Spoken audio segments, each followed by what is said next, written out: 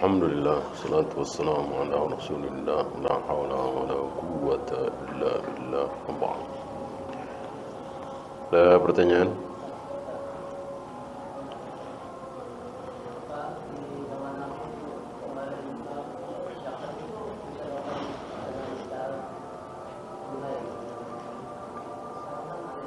Apa? Zakat fitri apa zakat mal?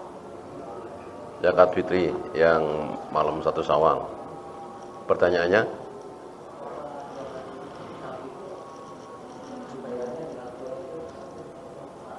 Oh, maksudnya tidak pakai makanan pokok? Enggak ada riwayat? Enggak ada riwayat? Enggak ada riwayat, atau saya tidak tahu ya. Adapun Nabi pakai kurma, pakai tamr, pakai rutab, pakai syair, gandum. Ini jelas riwayatnya. Ya, padahal di zaman Nabi sudah ada uang apa belum? Sudah, dinar dirham ya. Maka walaupun ada ulama ya, ada ulama ahlu sunnah yang berpendapat boleh, tapi lebih aman insyaallah kita pakai makanan pokok.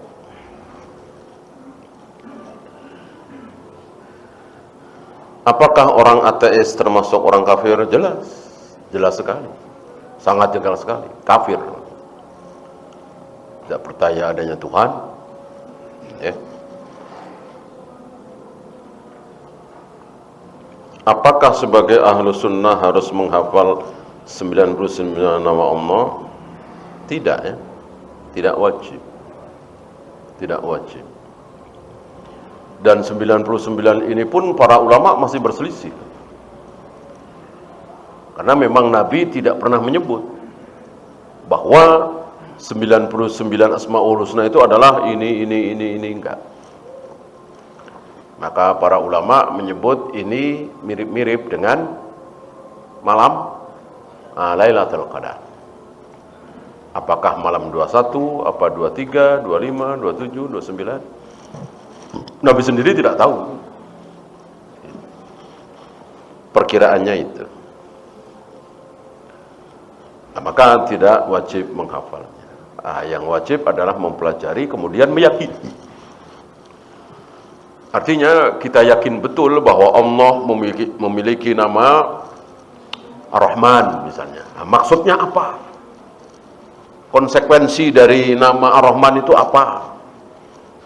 Konsekuensi dari nama Ar-Rahim itu kita harus bagaimana? Nah, itu yang wajib. Itu yang jauh lebih utama dari sekedar hafal satu persatu. Bagaimana dengan sifat 20 diterima ada atau ditolak? Isinya tidak ditolak karena isinya kan benar semua. Dari wujud, qidam, baqa, nggak ada yang salah. Allah memang wujud, Allah memang qidam, Allah memang baqa, dan seterusnya. Yang salah membatasi 20-nya itu. Membatasi kenapa cuma 20 itu yang salah. Di dalam sifat 20 itu, yang wujud, qidam, baqa, dan seterusnya, ada Ar-Rahman, ada Ar-Rahim, ada nggak? Nggak ada. Maksud Ar-Rahman, Ar-Rahim bukan sifat Allah kan? Jadi secara sederhana sekali, lalu istilah kasar kita, anak SMP aja kalau belajarnya benar, tahu kesalahan ini. Tahu kesalahan, dan itulah syubhat ya. Itulah syubhat. Sampai ulama besar, sampai syekh,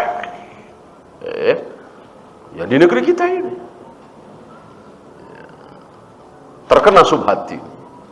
Padahal kesalahannya itu di depan mata. Membatasi sifat Allah cuma 20. Kan disebutnya kan sifat 20. Jelas salah. Apakah menghadapi akhir zaman banyaknya fitnah harus mempunyai sifat menahan marah ketika emosi? Nah, ini mah nggak ada hubungannya dengan akhir zaman. Di zaman Nabi juga harus menahan marah ketika emosi, nggak ada hubungannya. Ini kan masalah syahwat. Yang ada hubungannya dengan akhir zaman itu masalah syubhat. Emang di zaman Nabi nggak ada syahwat? Ada.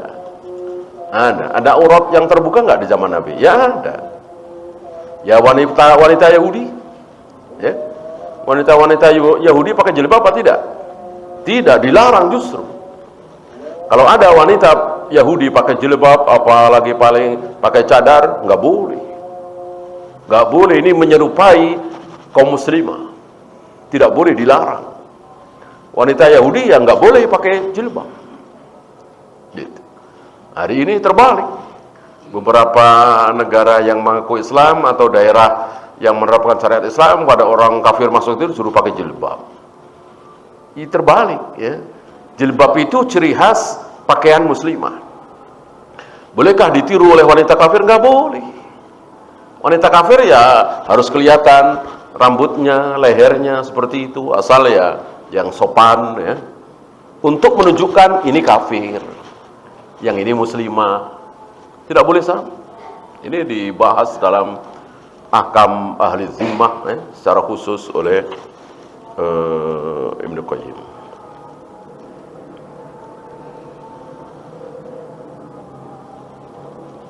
Apa bedanya hadis ahad dengan hadis mutawatir? Tentang sahih dan dhaifnya ya nggak ada bedanya. Kalau sahih ya sama-sama diterima, kalau dhaif ya sama-sama ditolak. Hanya dari segi banyaknya periwayat saja. Kalau yang meriwayatkan hadis itu sampai belasan, apalagi puluhan, disebut mutawatir.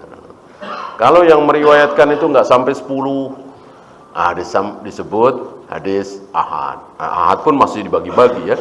Ada masyhur, ada aziz, ada gharib.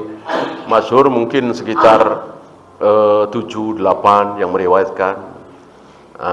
Aziz mungkin sekitar 2-3-4 yang meriwayatkan.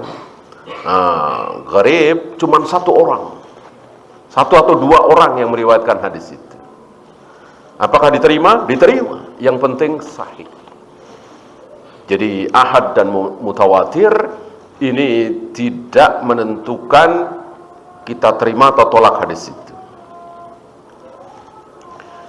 Apakah tetes mata bisa membatalkan puasa? Kita kembali ke kaidah. Yang membatalkan puasa secara kaidah dalil itu ada 4. Ada 4. Yang 3 disebutkan di Al-Quran, yang 1 di hadis. Apa yang 3 yang disebutkan di Al-Quran? Makan, minum, satu lagi jima. Makan, minum, jima.